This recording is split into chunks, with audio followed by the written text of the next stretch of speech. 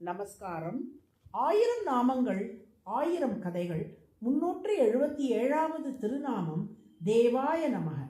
இஷ்வாகு குலத்தில் தோன்றிய அம்பரீஷன் என்ற மன்னன் மிக சிறந்த விஷ்ணு பக்தன். அவனுக்கு ஸ்ரீமதி என்றொரு மகள் இருந்தாள். அவள் பேரழகி. அவளுக்கு திருமண வயது வந்த நிலையில் அவளுக்கேற்ற மணமகனை பல இடங்களில் தேடினான் அம்பரீஷன். ஆனால் அவளது அழகுக்கும் பண்புக்கும் ஏற்ற மணமகன் கிடைக்கவில்லை. ஒரு நாள் அம்பரீஷனின் அரசவைக்கு நாரதர், பர்வதர் ஆகிய 2 முனிவர்கள் வந்தார்கள். அவர்களை வரவேற்று உபசரித்த அம்பரீஷன் அவர்களை நலம் விசாரித்தான். அவர்களும் அம்பரீஷனின் நலம் பற்றி விசாரித்தார்கள். தனது மகளுக்கேற்ற மணமகன் இன்னும் கிடைக்கவில்லை என்று தனது மனக்குறையை வெளியிட்டான் அம்பரீஷன். உன் மகளை வர சொல் என்று நாரதரும் பர்வதரும் கூறினார்கள். அம்பரீஷனும் ஸ்ரீமதியை அழைத்து வந்தான்.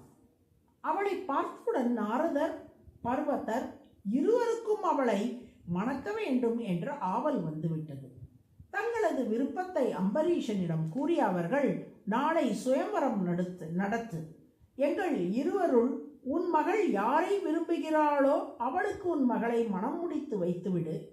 என் இருவரை தவிர வேறு யாரும் சுயம்வரத்துக்கு வரக்கூடாது என்று சொல்லிவிட்டு இருவரும் புறப்பட்டு சென்று விட்டார்கள். ஆசையோடு வளர்த்த பெண்ணை வயதான முனிவர்களுக்கு மனம் முடித்து தருவதா என்று ஒரு புறம் சிந்தித்தான் அம்பரீஷன். மறுபுறம் முனிவர்களின் வாக்கை மீறினால் தனக்கும் தன் சந்ததிக்கும் ஆபத்து நேருமோ என்று அஞ்சினான். செய்வதறியாமல் திகைத்தான். அதே சமயத்தில் நாரதர் திருப்பார்கடலுக்கு போய் திருமாலை சந்தித்தார். இறைவா, நாளை அம்பரீஷன் மகள் ஸ்ரீமதிக்கு ஸ்வயம்வரம். அதில் நானும் பர்வதரும் பங்கேற்கப் போகிறோம்.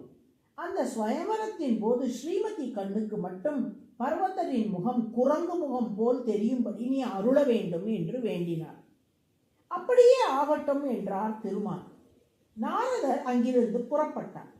சற்று நேரத்தில் பர்வதர் பார்க்கடலுக்கு வந்தார். இறைவா, நாளை அம்பரீஷன் மகள் ஸ்ரீமதிக்கு ஸ்வயம்வரம். அதில் நானும் நாரதரும் பங்கேற்கப் போகிறோம்.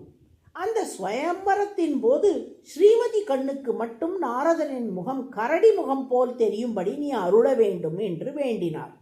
அப்படியே ஆகட்டும் என்றார் திருமால். பர்வதர் அங்கிருந்து புறப்பட்டார். மறுநாள் காலை ஸ்வயம்வரம். அம்பரீஷனின் சபையில் நாரதரும் பர்வதரும் அமர்ந்திருந்தார்கள். ஸ்ரீமதி கையில் மாலையோடு வந்தாள். நாரதர், பர்வதர் இருவரையும் பார்த்தாள். ஐயோ கரடி, ஐயோ குரங்கு என்று அலறியபடி மயங்கி கீழே விழுந்து விட்டாள். கரடி எப்படி வந்தது என்று நாரதருக்கு புரியவில்லை. குரங்கு எப்படி வந்தது என்று பர்வதருக்கு புரியவில்லை.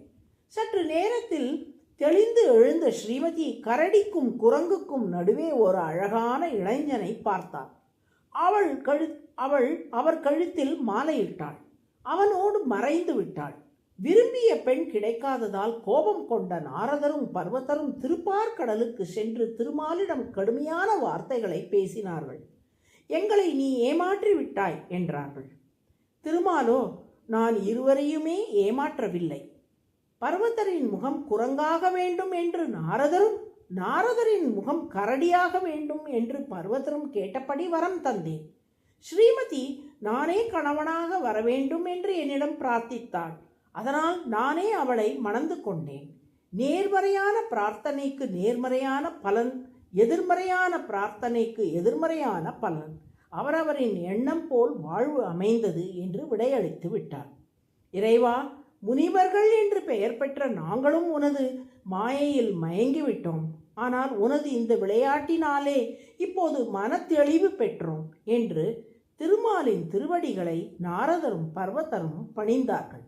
இப்படி பிரகிருதி என்னும் மாயையால் எல்லா உயிர்களையும் கட்டுப்படுத்தி வேடுவர்கள் காட்டில் புலியோடும் கரடியோடும் விளையாடுவது போல் ஜீவராசிகளோடு விளையாடுவதால் திருமால் தேவக என்று அழைக்கப்படுகிறார். தேவக என்றார் விளையாடுபவர் என்று பொருள். அதுவே விஷ்ணு சஹஸ்ரநாமத்தின் 377வது திருநாமம். தேவாய நமக என்று தினமும் சொல்லி வரும் அன்பர்கள் விளையாட்டுத் துறையில் சிறந்து விளங்குவதற்கு திருமால் அருள் புரிவார். நாராயண நாராயண.